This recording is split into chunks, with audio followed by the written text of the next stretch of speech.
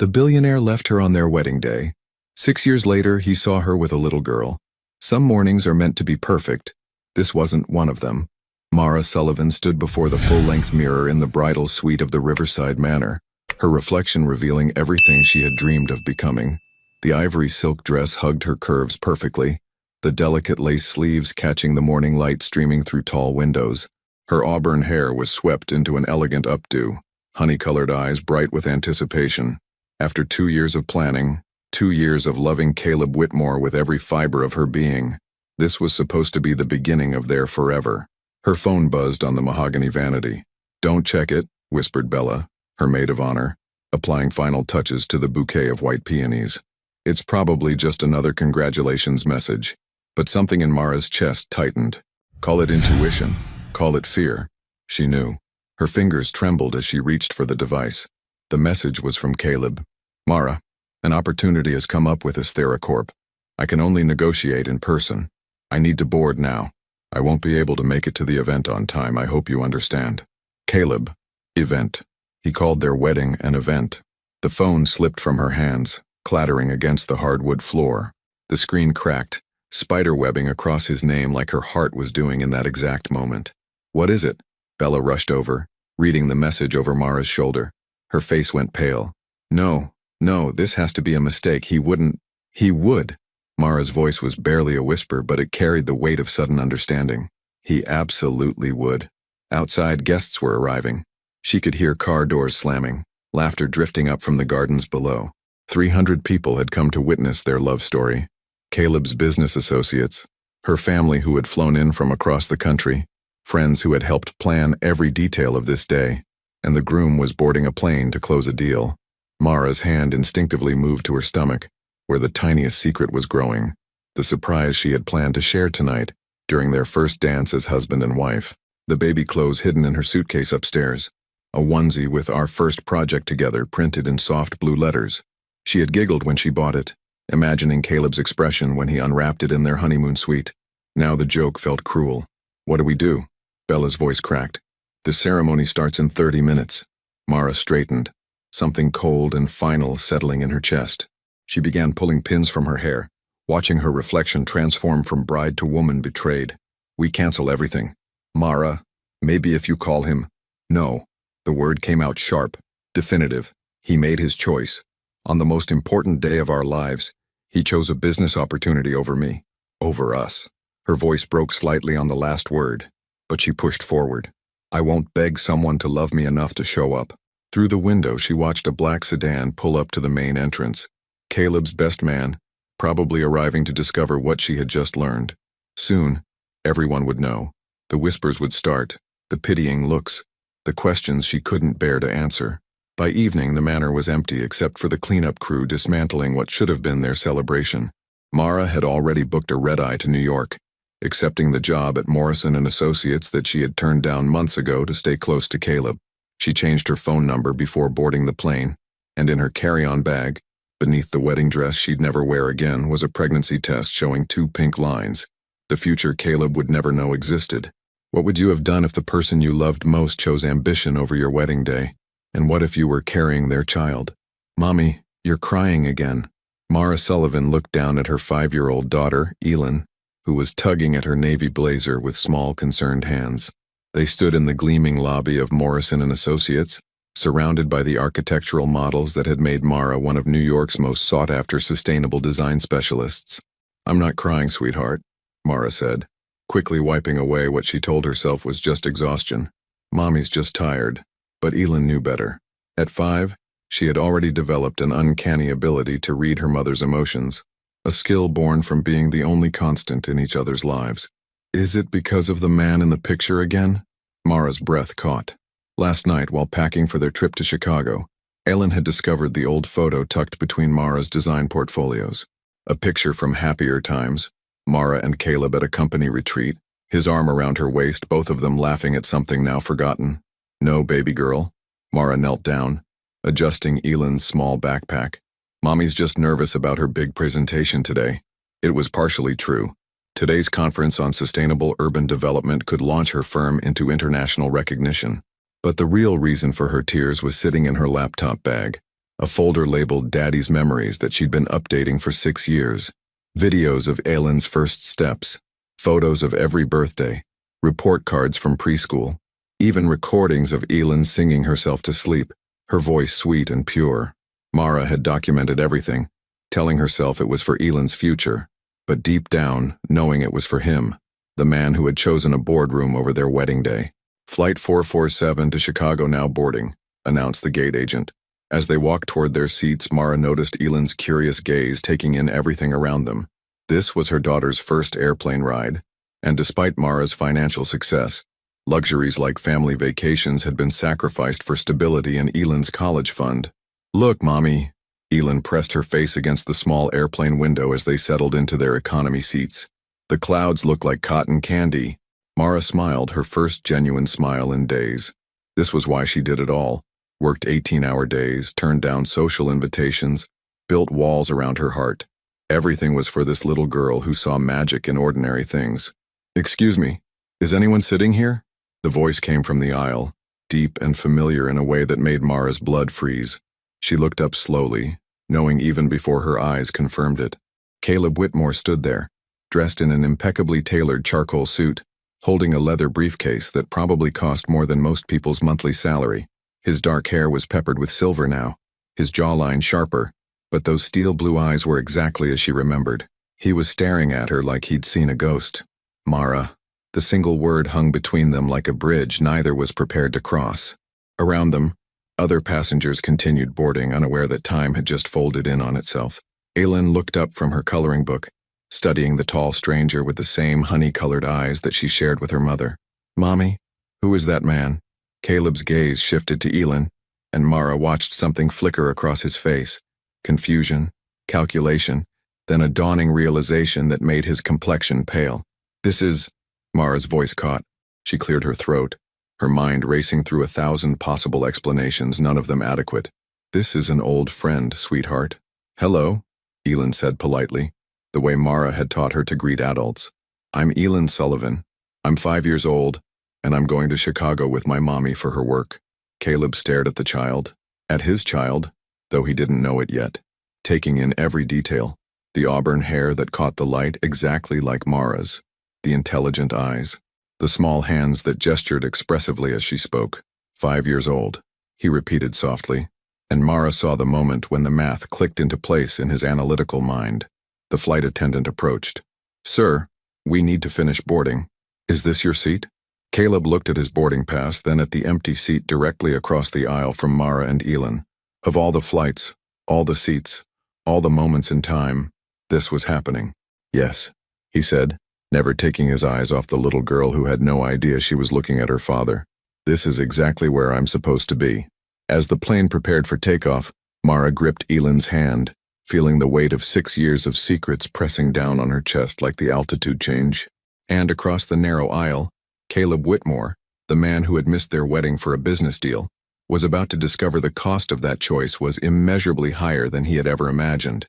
The seatbelt sign flickered on as the plane hit an unexpected patch of rough air, but the real turbulence was happening in row 14. Caleb couldn't stop staring. Every few seconds, his gaze drifted across the narrow aisle to where Aylin was meticulously coloring a butterfly, her tongue poking out slightly in concentration, the same expression he remembered seeing on Mara's face when she worked on her architectural drawings. "She's beautiful," he said quietly, his voice barely audible over the hum of the engines. Mara's grip tightened on her armrest. "Thank you. She looks like you." A pause. "When she was born, when did she—" "March 15th, Mara answered before he could finish the question. 2:23 in the morning. 7 pounds, 4 ounces. The date hit Caleb like a physical blow. He pulled out his phone, fingers moving quickly across the calculator app. March 15th. If Aylin was 5 now, that meant— His hand stilled. The wedding had been scheduled for June 12th, 9 months before March 15th. "Mara," his voice was strained, careful. "I need to ask you something, and I need you to be honest with me." Across the aisle, Aylin held up her coloring book. "Mommy, look. I made the butterfly purple and gold like the one we saw in Central Park." "It's gorgeous, baby," Mara replied, her voice artificially bright. Then, turning back to Caleb, she met his gaze directly. "Ask your question. Is she mine?" The words hung in the recycled airplane air between them. Mara felt every defense she'd built over 6 years threatening to crumble. She had rehearsed this moment in her mind 1,000 times, but somehow she had never imagined it happening at 30,000 feet with her daughter sitting 3 feet away. Yes, one word. Simple. Final. It changed everything. Caleb's face went through a series of emotions. Shock, disbelief, something that might have been grief, and finally, a controlled anger that made his jaw clench. 6 years, he whispered. 6 years, Mara. How could you not tell me? Tell you? Mara's voice rose slightly before she caught herself, glancing at Elin, who was now absorbed in a new coloring page. She lowered her voice to a harsh whisper. Tell you what exactly? That I was pregnant when you abandoned me at the altar? That I found out I was carrying your child the same day you decided a business meeting was more important than our wedding? I would have come back. If I had known. No. The word came out sharp and definitive. You wouldn't have. You made your choice, Caleb. You chose Esthera Corp over me, over us, over everything we had planned together. What makes you think finding out about a baby would have changed that? Caleb ran a hand through his hair, a gesture Mara remembered from their arguments years ago. Because it's different. A child is a responsibility you never wanted. Mara finished. You told me yourself, remember? Kids complicate everything, Mara. They make you vulnerable in business. They're a liability. Those were your exact words. The memory hit him like ice water. He had said that during one of their late-night conversations about the future, back when children seemed like a distant possibility, not a 5-year-old girl with his eyes and her mother's determination. Mommy? Elin's voice interrupted their tense exchange. The nice man looked sad. Is he okay? Both adults turned to look at her. Elin was studying Caleb with the sort of innocent concern that only children possess. Her small face wrinkled with worry. He's fine, sweetheart, Mara managed. But Elin wasn't satisfied.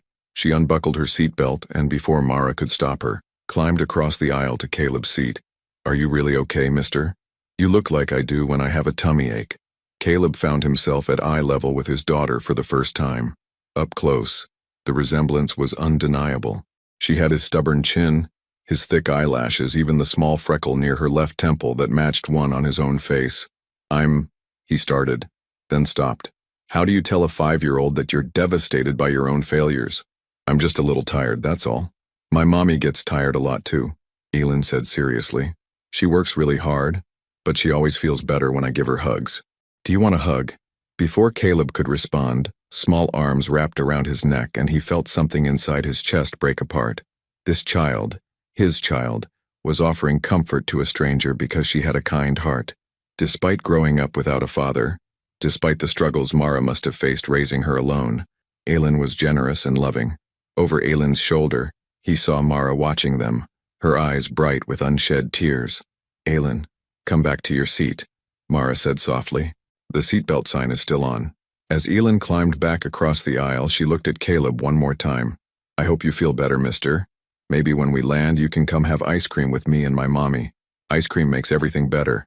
The plane began its descent into Chicago, and Caleb realized that somewhere over the Midwest, his entire world had shifted on its axis. He was a father. He had been a father for 5 years and never knew it. And the little girl who had just offered him ice cream was the most important person he would never get the chance to know. The Chicago airport was a maze of travelers rushing toward their destinations, but Caleb felt frozen in place as he watched Mara gather Elin's scattered coloring books and stuffed elephant. Wait, he called out as they prepared to leave the gate area. Please, we need to talk. Mara paused, her hand protectively on Elin's shoulder. I have a presentation in 3 hours, Caleb, and frankly I don't think there's anything left to say. Everything's left to say. His voice carried a desperation that surprised even him. Mara, I just found out I have a daughter. You can't expect me to just walk away, like you did 6 years ago. The words hit their target. Caleb flinched, but pressed on. That's not fair. Fair? Mara's laugh was bitter. You want to talk about fair? Fair would have been you showing up to our wedding.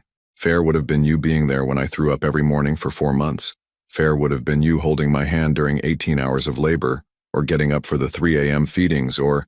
Mommy, Elin interrupted, tugging on Mara's blazer. You're using your work voice. Are you mad at the nice man? Mara immediately softened, kneeling down to Elin's level. No, sweetheart. Mommy's just, discussing grown-up things. Why don't you sit right here for a minute? She guided Elin to a nearby chair within sight but out of earshot. When she turned back to Caleb, her armor was firmly in place. One conversation, that's all you get. There's a coffee shop near baggage claim. 30 minutes. The coffee shop was nearly empty, save for a few business travelers grabbing quick caffeine fixes. Elin sat at a small table nearby, working on a new coloring page, completely absorbed in her task of making a unicorn rainbow-colored. She's perfect, Caleb said quietly, watching his daughter. How did you... raising a child alone in New York? I managed. Mara's tone was clipped. Daycare, babysitters, my neighbor Mrs. Chen when I had to work late. We figured it out. Mrs. Chen? Caleb caught the name, realizing how little he knew about the life they'd built without him. She's 78 and makes the best dumplings in Manhattan. Elin calls her Grandma Chen because... Mara's voice trailed off. Because she doesn't have real grandparents in her life, Caleb finished. The weight of that realization settled over him. His parents would have adored Elin. Mara's family would have helped. But his absence had cost Elin more than just a father. I tried to give her everything, Mara continued. Music lessons, books, trips to the zoo. I wanted her to have a childhood full of wonder even without me. You made that choice, Caleb, not me. He studied Mara's face, noting the fine lines around her eyes that hadn't been there 6 years ago, the way she held herself with a strength that seemed both natural and hard-earned. Why didn't you try to find me, even just to tell me? Mara set down her untouched coffee, her hands trembling slightly. Do you want the honest answer? Please. Because I was terrified you'd try to take her from me. The words came out in a rush. You have unlimited resources, Caleb. Lawyers, money, connections. I'm just an architect from Queens who worked 3 jobs to put myself through college. If you had wanted custody, I would never... Wouldn't you? Mara's eyes blazed. The Caleb I knew valued control above everything else. Winning was what mattered. If you'd seen Elin as an asset to be acquired, or worse, as a problem to be solved, the accusation hung between them and Caleb couldn't deny its truth. 6 years ago, he might have seen a child as exactly that, a complication to be managed with his usual ruthless efficiency. I've changed, he said quietly. Have you? Because from where I'm sitting, you look exactly the same. Same expensive suit, same calculating look, same assumption that you can fix everything with the right strategy. Mommy, Elin's voice cut through their tension. She was holding up her coloring page, beaming. I finished the unicorn. Can we get that ice cream now? I promised the nice man it would make him feel better. Mara glanced at her watch. We need to get to the hotel, baby. Mommy has her big presentation, remember? But we promised, Elin said, her lower lip jutting out in a pout that was pure Caleb, something Mara noticed with a pang. Caleb stood up abruptly. I'll drive you. To the hotel, I mean. Then maybe ice cream after your presentation? We don't need a ride, Mara said quickly. I have a car waiting. It's no trouble. Please, Mommy. Elin's eyes were wide with hope. I really want ice cream, and he looks like he needs friends. Mara looked between her daughter and the man who had shattered her world, then rebuilt it in his absence. The man who was now looking at Elin with an expression she'd never seen before, wonder mixed with profound regret. Fine, she said finally. Just the ride to the hotel. As they walked toward the exit, Elin slipped her small hand into Caleb's without hesitation. He looked down at their joined hands, his large and weathered from years of boardroom handshakes, hers tiny and trusting, and felt something fundamental shift inside his chest. For the first time in his life, Caleb Whitmore understood what it meant to hold someone's whole world in your hands. And for the first time since that devastating wedding day, Mara wondered if maybe, just maybe, there was more to this story than endings. The black sedan pulled up to the Palmer House Hilton, and Elin pressed her face against the window with wonder. Mommy, look, it's like a castle. Caleb watched his daughter's excitement with fascination. In his world of luxury hotels and private jets, he'd forgotten how magical ordinary things could seem through a child's eyes. The ornate lobby that he barely noticed made Elin gasp with delight. The ceiling has gold flowers, she whispered loudly, her voice echoing in the grand space. Those are called frescoes, Mara explained gently, her architect's eye automatically noting the intricate details. Artists painted them by hand a very long time ago. Can I be an artist like that when I grow up? You can be anything you want to be, sweetheart. Caleb noticed how naturally Mara encouraged their daughter's dreams, how she never said we'll see or maybe, but always, Yes, if you work hard. It was a stark contrast to his own childhood, where possibilities were measured by profit margins and practical outcomes. At the check-in desk, a problem arose. "I'm sorry, Ms. Sullivan," the desk clerk said apologetically. "There seems to be an issue with your reservation. The conference organizers had a mix-up with the room blocks. We're completely booked for the next 2 nights." Mara's face paled. "That's impossible. I confirmed this reservation 3 times. Let me check other hotels in the area," the clerk offered, typing rapidly. "Although with the medical convention and the architecture conference both in town, everything's booked," Caleb said quietly. He'd already pulled out his phone and made 3 calls while Mara was speaking with the clerk. "I checked. The entire downtown area is full." Elin tugged on Mara's blazer. "What's wrong, Mommy? Are we going to sleep in the car like in that movie?" "No, baby, we'll figure something out." But Mara's voice carried a strain that her daughter didn't miss. "I have a suite at the Four Seasons," Caleb said carefully. 2 bedrooms. You and Elin could take one and I'll take the other. Just for tonight, until we can sort this out." "Absolutely not. Mara, be practical. Your presentation is in 2 hours. You need somewhere to prepare, and Elin needs a place to rest." "I said no. Mommy." Elin's voice was small, uncertain. "I'm tired, and hungry. My tummy feels funny." The stress was affecting Elin, something Mara couldn't bear. She looked at her daughter's worried face, then at Caleb's surprisingly patient expression. "One night," she said finally. "Separate rooms, and we leave first thing in the morning." Of course.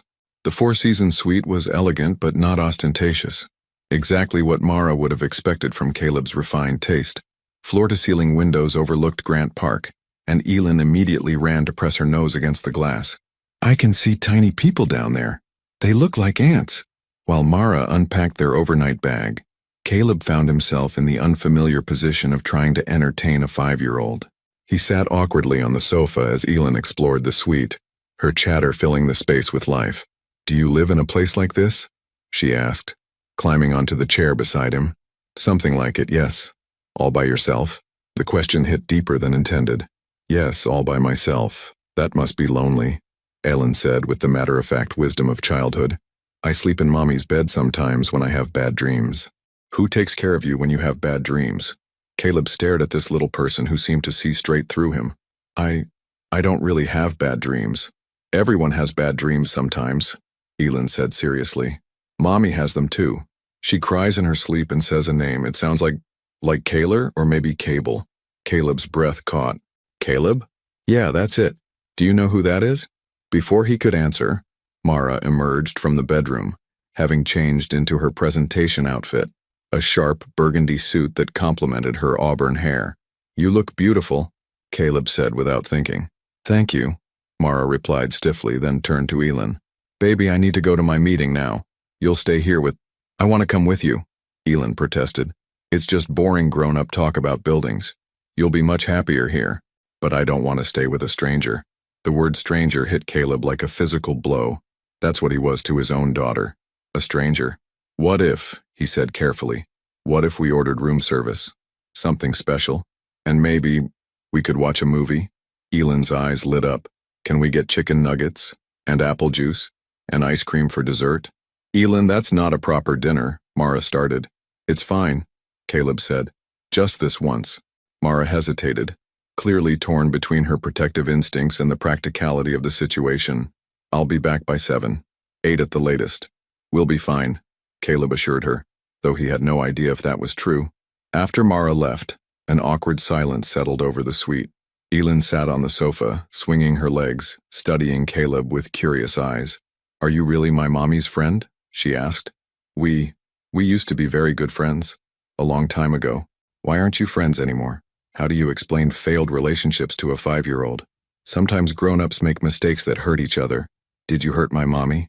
The directness of the question stunned him. "Yes, I hurt her very badly." "Did you say sorry?" "Not yet. Not properly." Elin nodded solemnly. "You should. When I hurt someone, Mommy makes me say sorry and give them a hug.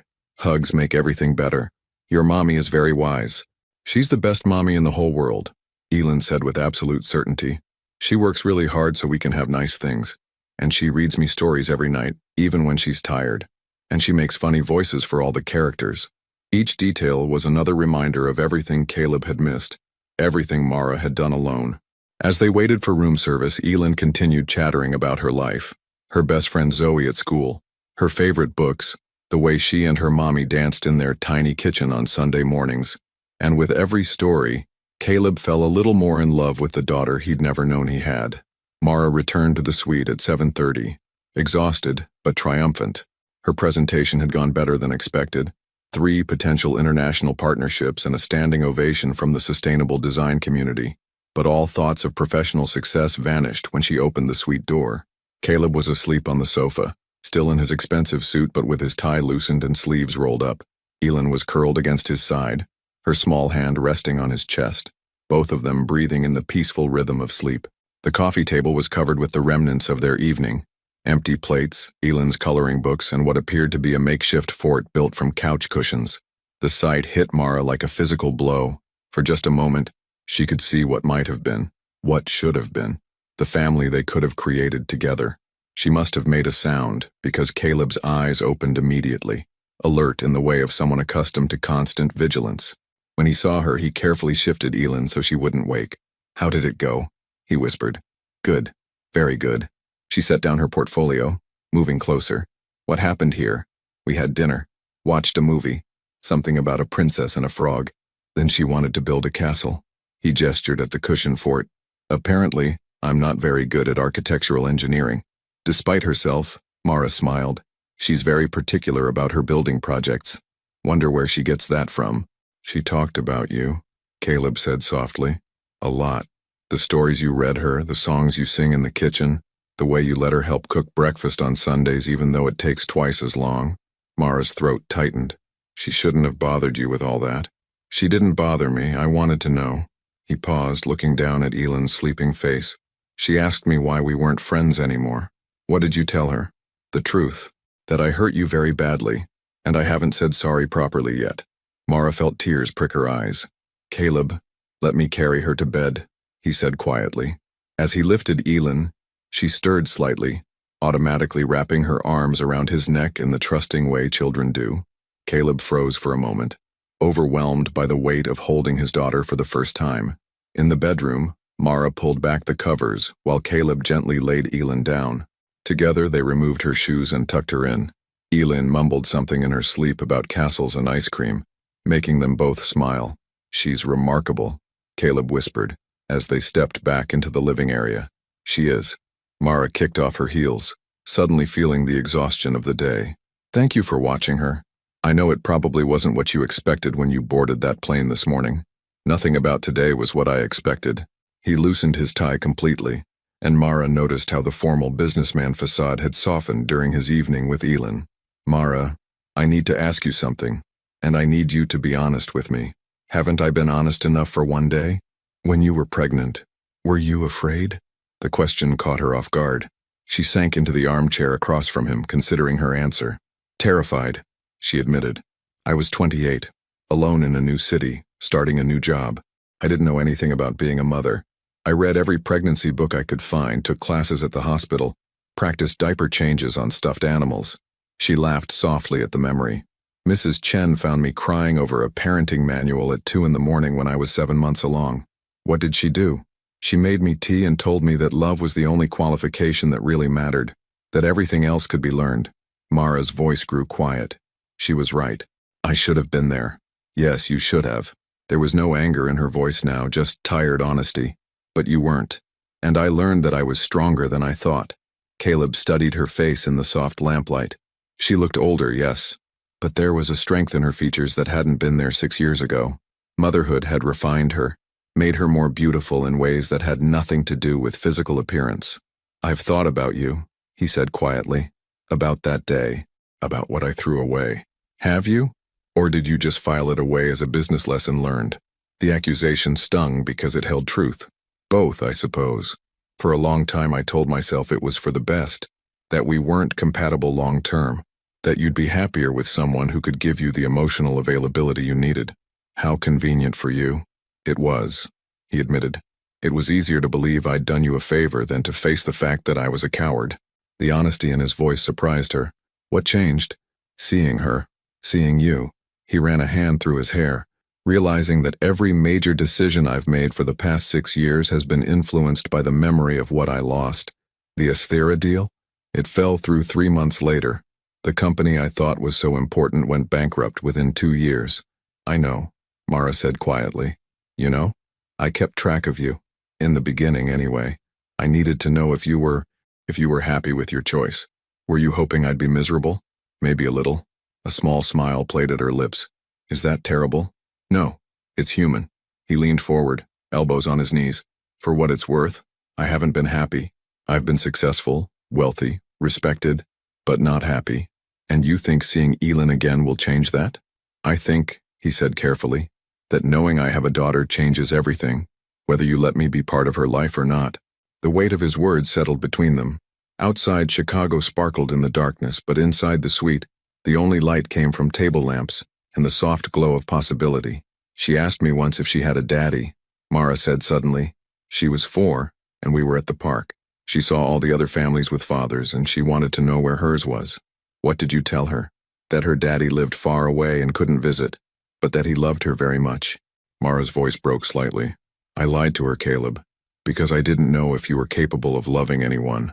The words hung in the air like a challenge, and for the first time in years, Caleb wasn't sure he had an answer. The next morning arrived with unexpected complications. Elin woke up with a fever and a scratchy throat, turning their planned early departure into an impossible task. It's just a cold, Mara said, more to herself than to Caleb as she felt Elin's forehead for the 3rd time. She gets them sometimes when she's tired or stressed. Like yesterday was? Caleb asked quietly, and Mara shot him a sharp look. This isn't anyone's fault, but her defensive tone suggested otherwise. Elin lay curled on the sofa, wrapped in the hotel's plush robe, looking smaller and more fragile than her usual energetic self. I want to go home, Mommy, she whimpered. I don't feel good. I know, baby. But we can't get on an airplane when you're sick. The doctor needs to check you first. The hotel physician arrived within an hour, a kind woman named Dr. Martinez who examined Elin with gentle efficiency. It's definitely just a cold, but her fever's a bit high for travel, she confirmed. I'd recommend staying put for at least another day, maybe 2. Keep her hydrated, lots of rest. After the doctor left, an awkward silence settled over the suite. Mara sat beside Elin, stroking her hair, while Caleb stood by the window, unsure of his place in this domestic crisis. I can get you your own room, he offered. Now that she's sick, you probably want privacy too. It's fine, Mara interrupted. We'll manage. Mommy? Elin's voice was weak but determined. Can you show him the pictures? What pictures, sweetheart? The ones in your computer bag. The ones of me when I was little. Mara's face went pale. In her laptop bag was the folder she'd been updating for 6 years. Daddy's memories. She'd brought it on this trip telling herself it was just backup files, but deep down knowing she carried it everywhere like a talisman. Elin, those are just... Please, Mommy. I want him to see when I lost my first tooth, and when I learned to ride my bike, and the video of me singing at the school show. Caleb looked between them, sensing the weight of whatever Mara was hiding. You don't have to... Yes, I do, Mara said suddenly, surprising herself. She retrieved her laptop bag with trembling hands. I've been carrying this around for 6 years. Maybe it's time. She pulled out a metal box, about the size of a shoebox, and set it on the coffee table between them. Caleb stared at it as if it might explode. What is it? Everything, Mara said simply. Everything you missed. With careful hands, she opened the box. The first item was a hospital bracelet, tiny, pink, with baby girl Sullivan printed in faded letters. From the day she was born, Mara explained, her voice barely above a whisper. I kept thinking, someday you might want to know what time she arrived, how much she weighed. Beneath the bracelet were hundreds of photographs, printed and organized chronologically. Caleb picked up the first one with shaking hands. A newborn Elin, red-faced and perfect, wrapped in a hospital blanket. She was born at 2:23 a.m., Mara continued. 7 pounds, 4 ounces. She had your stubborn chin from day one. The next photo showed Elin at maybe 2 weeks old, sleeping in what appeared to be a cramped apartment. Then 1 month, 2 months. Caleb could see himself in her features emerging more clearly with each picture. Her first smile, Mara narrated, pointing to a photo of a 3-month-old Elin grinning toothlessly. She was watching me hang laundry, and she just lit up. I took about 50 pictures trying to capture it again. There were videos too, stored on a tablet that Mara handled like precious cargo.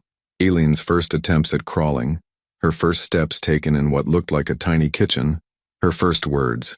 "Say mama," came Mara's voice from the tablet's speakers, and baby Eileen babbled happily before clearly saying, "Dada."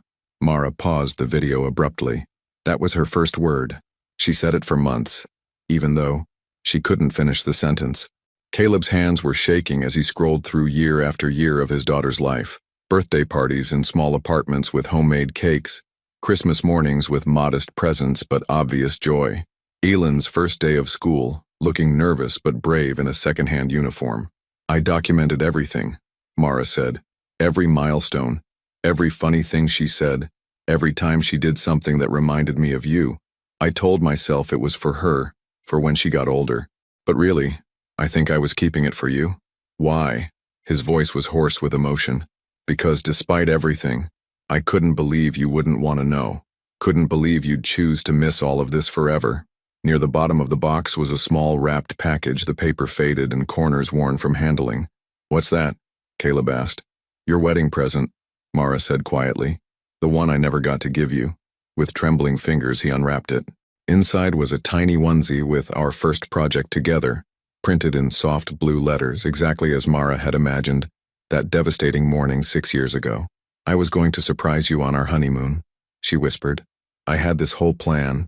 Dinner on the beach, then I'd give you this little box. I thought you'd cry. I thought you'd be happy." Caleb held the tiny garment, imagining the conversation that never happened, the joy that was never shared.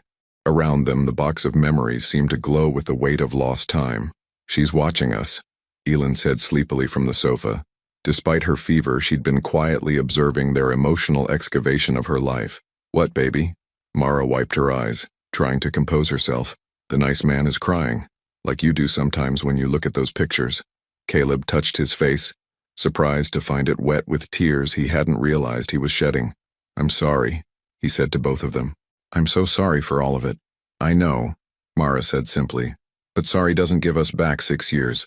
"No," he agreed, "but maybe it gives us a place to start." From the sofa, Ellen's small voice added the wisdom that only children possess. "Mommy always says it's never too late to do the right thing." And for the first time since that plane landed in Chicago, all three of them wondered if that might actually be true. By afternoon, Ellen's fever had broken, but she was still too weak to travel. She dozed fitfully on the sofa while Mara worked quietly on her laptop, responding to emails from potential clients excited about her presentation. Caleb had stepped out to handle some business calls, giving mother and daughter space to rest. When he returned, he carried several shopping bags and wore an expression of nervous uncertainty. "I hope this is okay," he said, setting down the bags carefully. "I thought, since we're stuck here another day, maybe Eileen would like some things to help her feel better." "Caleb, you didn't need to." "I wanted to." From the first bag, he pulled out a soft teddy bear wearing a tiny doctor's coat, complete with a stethoscope. From the second, children's books, classics like Where the Wild Things Are and The Giving Tree. The third bag contained art supplies, colored pencils, a sketch pad, and watercolor paints. "You bought out half the toy store," Mara observed, but her tone wasn't critical. "I didn't know what she'd like. I realized I don't know her favorite color, or if she prefers bears or dolls, or—" He trailed off, looking lost. "I don't know anything about being a father." Eileen stirred on the sofa, her eyes focusing on the new arrivals. "What's all that?" "The nice man brought you some presents," Mara said gently, "to help you feel better." Eileen sat up slowly, still wrapped in the oversized hotel robe. She examined each gift with the serious consideration children give to important matters. "His name is Dr. Snuggles," she announced, hugging the teddy bear, "and he says my throat will be all better tomorrow." "Dr. Snuggles is very wise," Caleb agreed solemnly. "Do you want to color with me?" Eileen asked, patting the sofa beside her. "Mommy always says coloring helps when you're sad." "Am I sad?" Caleb asked, settling carefully next to his daughter. "A little bit. Your eyes look the same way Mommy's do sometimes." Eileen opened the new sketch pad and considered the blank page. "What should we draw?" "I'm not very good at drawing." "That's okay. Art isn't about being good, it's about feeling things." She handed him a blue-colored pencil. "Mommy taught me that." As they worked, Eileen drawing what appeared to be a family of stick figures, Caleb attempting a very geometric tree, Mara watched from her laptop. Something was shifting in the room, some invisible barrier slowly dissolving. "Tell me about school," Caleb said as he added leaves to his tree. "Do you like it?" "Mostly. I like reading and math, but not gym class. The other kids run faster than me." Elin added careful details to her drawing. "My teacher is nice, though. Ms. Rodriguez reads us stories every day after lunch." "What's your favorite story?" "The one about the little prince who lives on an asteroid. He has a rose that he loves very much, but he has to leave her to go on adventures." Elin's tongue poked out in concentration. "It's sad but also beautiful." Caleb glanced at Mara, who had gone very still. The Little Prince had been her favorite book when they were together. She'd read passages aloud to him sometimes, her voice soft in the darkness of their shared apartment. "Mommy reads it to me in both English and French," Elin continued. "She says it's important to know about different places and languages." "Your mommy is very smart. The smartest in the whole world," Elin agreed matter-of-factly. "She builds houses that help the earth, and she knows how to fix the sink when it's broken, and she makes the best pancakes on Sunday mornings." Each detail was another small revelation about the life they'd built without him.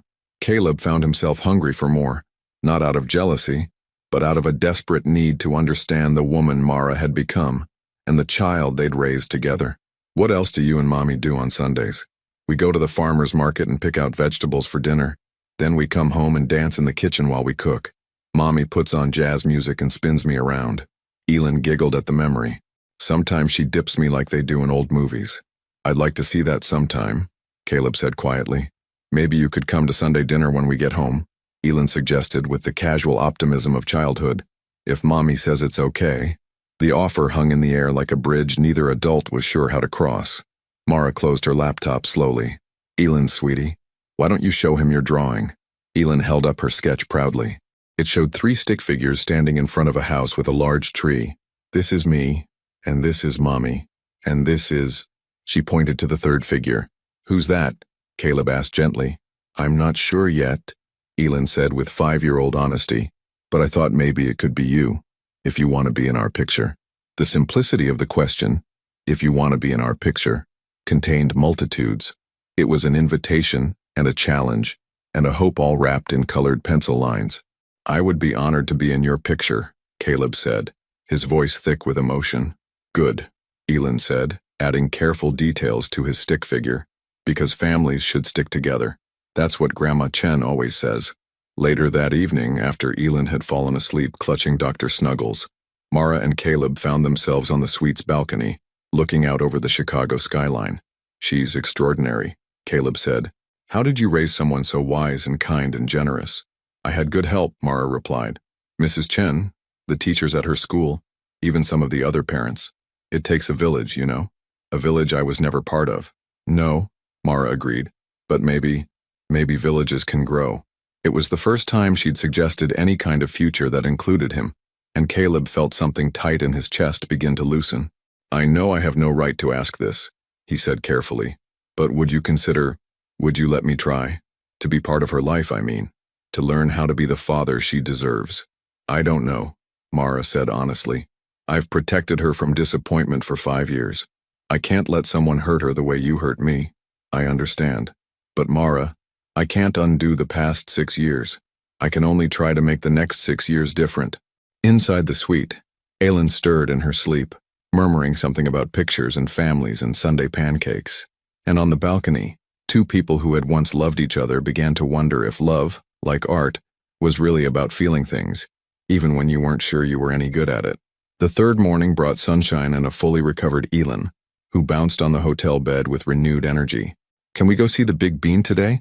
she asked, referring to Chicago's famous Cloudgate sculpture. "And the aquarium? And maybe ride on a boat?" "Slow down, sweetheart," Mara laughed, but she was relieved to see her daughter back to her normal, enthusiastic self. "Our flight leaves this afternoon, remember?" "But I don't want to leave yet," Elin protested. "I like it here, and I like spending time with..." She looked at Caleb uncertainly. "What should I call you?" The question hit all 3 of them with unexpected force. For 2 days, Elin had carefully avoided using any name at all, referring to Caleb as the nice man, or simply him. "What would you like to call me?" Caleb asked gently. "I don't know. Mommy says I can't call grown-ups by their first names unless they say it's okay." "It's okay," he assured her. "You can call me Caleb." But Elin frowned, considering this. That doesn't feel right either. It's too formal. How she looked between her mother and Caleb with the serious expression she wore when solving particularly complex problems.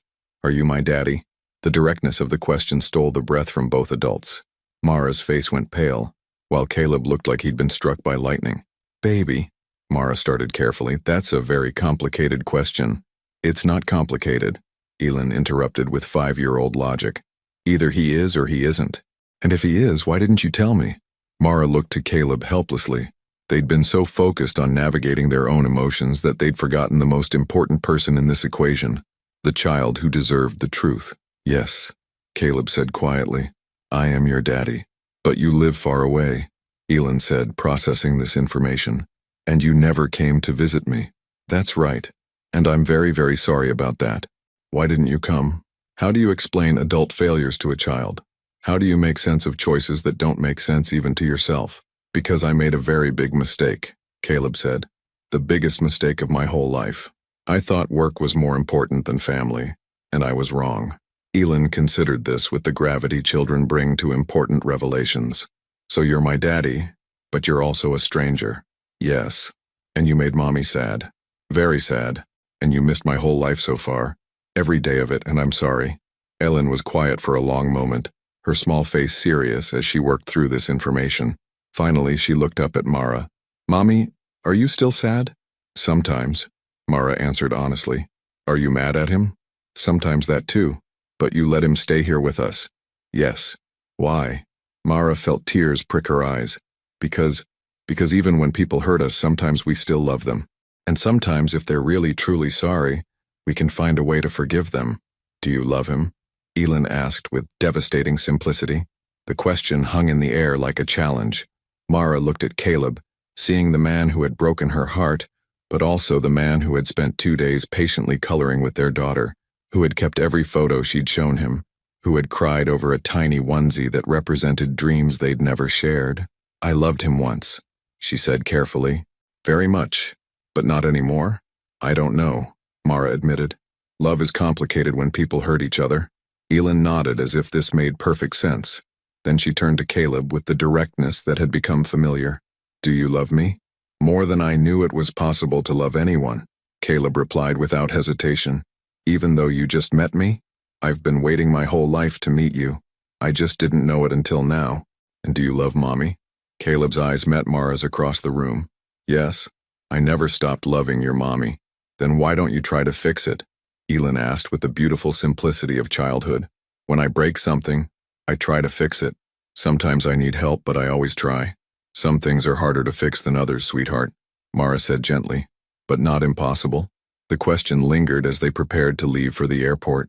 Caleb had arranged for his driver to take them, and as they rode through Chicago's streets, Elin chattered about everything she'd seen and done, as if trying to hold on to every moment. At the airport, reality began to settle in. In a few hours, Mara and Elin would be back in New York, and this strange, intense interlude would be over. When will I see you again? Elin asked Caleb as they stood in the departure lounge. I don't know, he answered honestly, looking to Mara for guidance. We need to talk, Mara said quietly. All of this, it's a lot to process, for both of us. I understand, but Mara, please don't disappear again. Please. I won't, she promised. We'll figure something out. Daddy? Elin said the word tentatively, trying it out. Will you call me? Mommy has a phone and I know my numbers. Every day if your mommy says it's okay. It's okay, Mara said softly. As their boarding was announced, Elin suddenly threw her arms around Caleb's neck, holding tight. I'm glad I found you, she whispered, even if it took 5 whole years. Me too, baby girl. Me too. As mother and daughter walked toward their gate, Caleb watched until they disappeared from sight. In his pocket was Elin's drawing, the stick figure family standing in front of their house. On the back, in careful 5-year-old writing, she had written, My family. Love, Elin. For the first time in 6 years, Caleb Whitmore understood what he was fighting for. And for the first time in his life, he understood that some things were worth more than any business deal he could ever make. The question now was whether he was brave enough to fight for them, and whether they would let him try. 3 weeks later, Mara's phone rang at 6:47 p.m. on a Tuesday evening. She was helping Elin with her homework at their small kitchen table when Caleb's name appeared on the screen. the first time he'd called since they'd returned from Chicago. "Mommy, it's Daddy," Elin exclaimed, abandoning her math worksheets. "Can I talk to him first?" Mara's heart still skipped when she heard their daughter use that word so naturally, as if Caleb had always been part of their vocabulary. "Hello, sweetheart." Caleb's voice was warm but strained when Elin grabbed the phone. "Daddy, guess what? I lost another tooth and the tooth fairy gave me $2 whole. And I got a gold star on my spelling test, and Mrs. Rodriguez said my story about the brave princess was the best in the whole class." "That's wonderful, baby girl. You'll have to read it to me sometime. When are you coming to visit? You promised you'd see our apartment." There was a pause that made Mara's stomach tighten. "That's actually why I'm calling, Elin. Can I talk to Mommy for a minute?" "But you just started talking to me," Elin protested.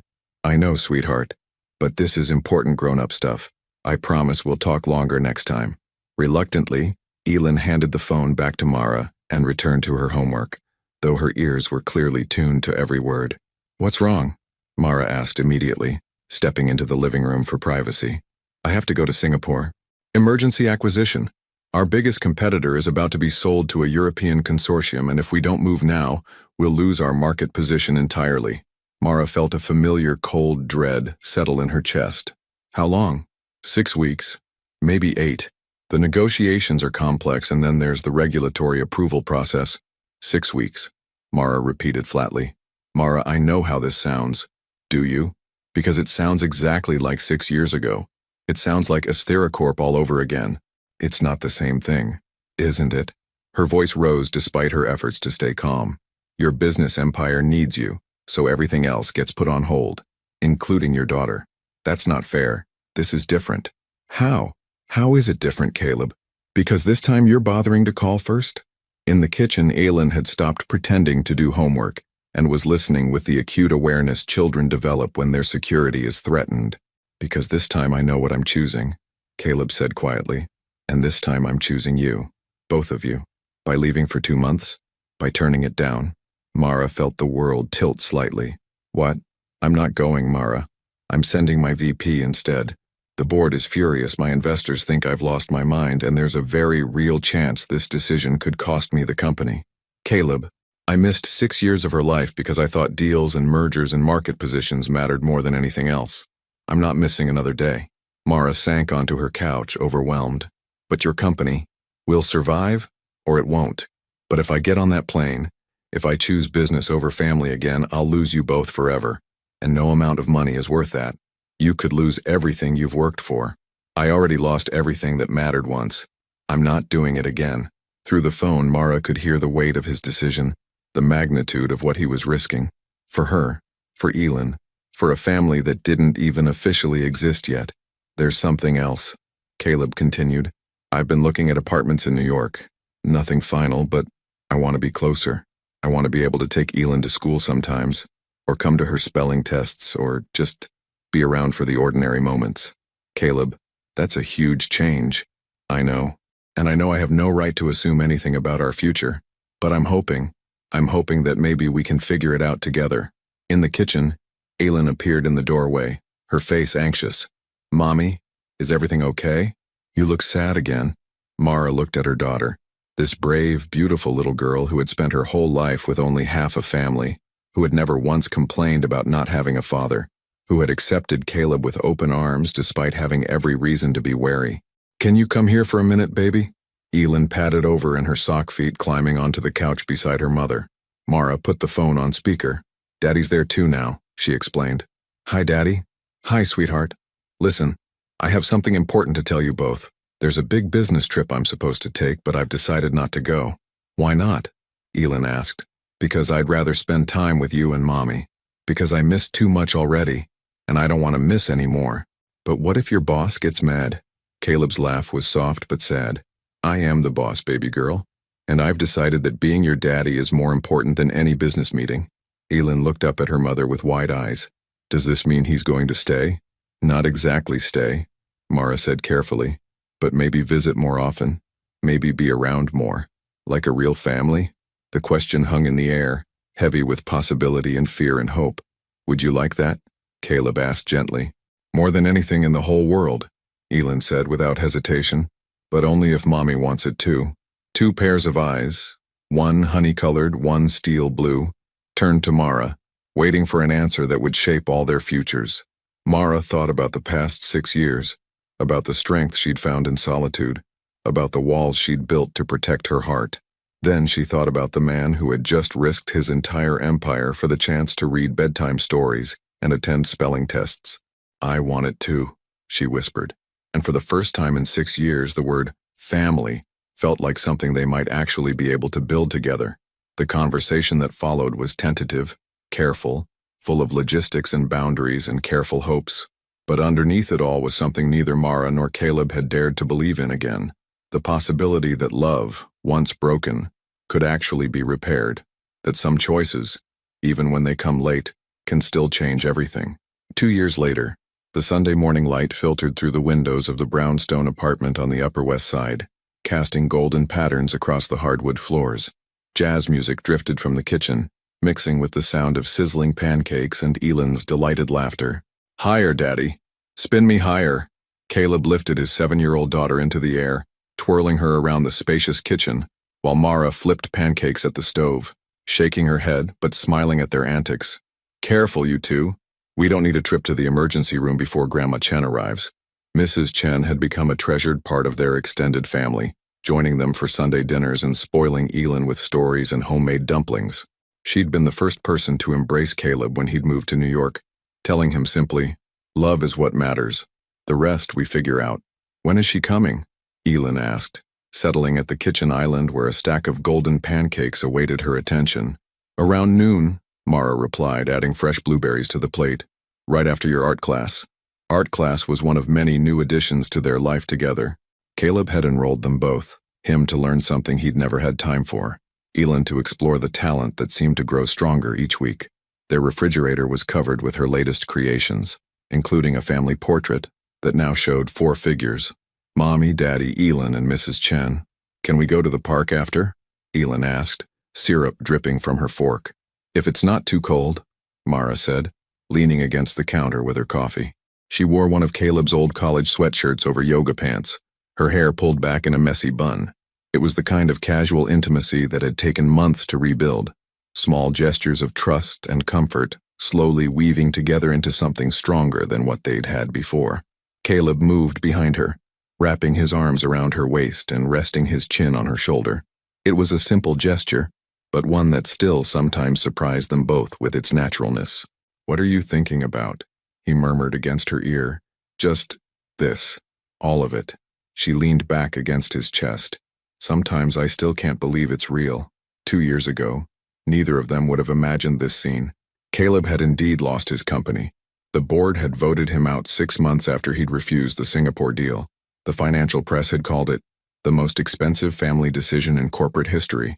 But he'd used the settlement money to start smaller, focusing on sustainable technology consulting.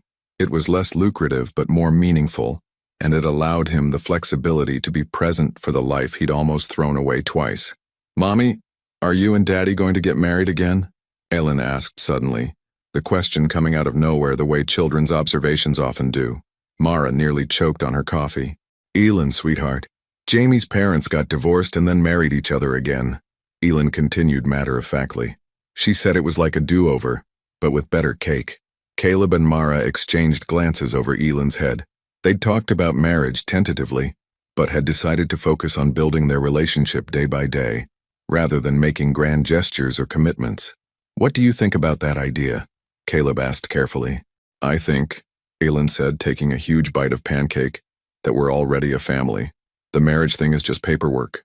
"Very wise," Mara laughed. "Where did you learn to be so smart?" "From you and Daddy and Grandma Chen. And from books. Books teach you everything." After breakfast, they walked to Elin's art class, bundled in winter coats and scarves. New York in January was harsh, but they'd learned to find beauty in the season. Ice skating in Central Park, hot chocolate from street vendors, the way snow transformed the city into something magical. "Miss Sullivan Whitmore," called Elin's art teacher as they arrived. "Ready for our watercolor lesson today?" Elin had started hyphenating her name when Caleb moved to New York, a decision she'd made entirely on her own. "I want everyone to know I have both my parents," she'd explained with 7-year-old logic. As they watched through the window of the art studio, Caleb slipped his hand into Mara's. Do you ever regret it? He asked quietly. Letting me back into your lives? Never, Mara said without hesitation. Not once. Do you regret losing the company? Best decision I ever made. Second best, anyway. What was the first? Buying that plane ticket to Chicago 2 years ago. They stood in comfortable silence, watching their daughter paint with intense concentration, her tongue poking out slightly the way it always did when she was focused. She's going to be extraordinary, Caleb said. She already is. Just like her mother. Mara turned to look at him. This man who had broken her heart and then spent 2 years carefully putting it back together. The silver in his hair had spread, and there were lines around his eyes that hadn't been there before, but he looked younger somehow. Happier. Caleb? Yeah? Ask me again in 5 years. Ask you what? About the marriage thing. When we've had more practice at this family stuff. His smile was brighter than the winter sun streaming through the studio windows. I'll put it in my calendar. You better. Later that evening, after Mrs. Chen had come and gone, after dinner and homework and the nightly ritual of 3 stories before bed, Mara and Caleb found themselves on their small balcony, looking out over the city that had become their home. She asked me something today, Mara said suddenly, while you were reading to her. What's that? She asked if I was happy now. Really, truly happy. What did you tell her? I told her, Mara said, leaning against the railing, that happiness isn't just one feeling. It's contentment and gratitude and hope all mixed together, and that yes, I am happy, we are happy, even with all the complications, the custody schedules and the co-parenting apps and the way we still sometimes don't know how to talk to each other, especially with all the complications. Perfect was overrated anyway. A few blocks away, church bells chimed 9 o'clock, and somewhere in the apartment below them, a baby was crying, life continuing its messy, beautiful, imperfect course. You know what I realized? Caleb said. What? That day 6 years ago when I sent you that message, I thought I was choosing success over love, but I wasn't successful. I was just efficient, cold, empty. And now I know the difference. Inside, they could hear Elin talking to herself as she settled into sleep, probably practicing the story she was writing for class or having a conversation with her stuffed animals. The sounds of a child who felt safe, loved, secure in her place in the world. We should go in, Mara said, but neither of them moved. In a minute, they stood together in the cold night air, 2 people who had learned that love isn't just about grand gestures or perfect moments. It's about choosing each other every day, in small ways and large ones. It's about showing up when it's hard, staying when it's easier to leave, and believing that broken things can be more beautiful when they're carefully mended. 6 years ago, Caleb Whitmore had made the worst decision of his life. 2 years ago, he'd made the best one. And tonight, standing on a balcony in New York City with the woman he'd lost and found again, listening to their daughter's sleepy voice drifting through the window, he understood that the greatest success story he'd ever be part of wasn't measured in profits or acquisitions. It was measured in Sunday morning pancakes and bedtime stories and the way Elin now called them both when she had nightmares, secure in the knowledge that her family would always answer. Some stories don't have perfect endings, but the best ones have true ones. And sometimes, if you're very lucky and very brave, you get a second chance to write the ending you were always meant to have. Have you ever gotten a second chance at something you thought was lost forever? What would you have done in Caleb's situation? Chosen security or risked everything for love? Your participation in the channel is very important, so please leave your opinion in the comments. Thank you for watching. If you enjoyed the story, please subscribe to our channel and leave a comment below letting us know what you thought. Your feedback and support mean a lot to us. Stay tuned for more exciting stories.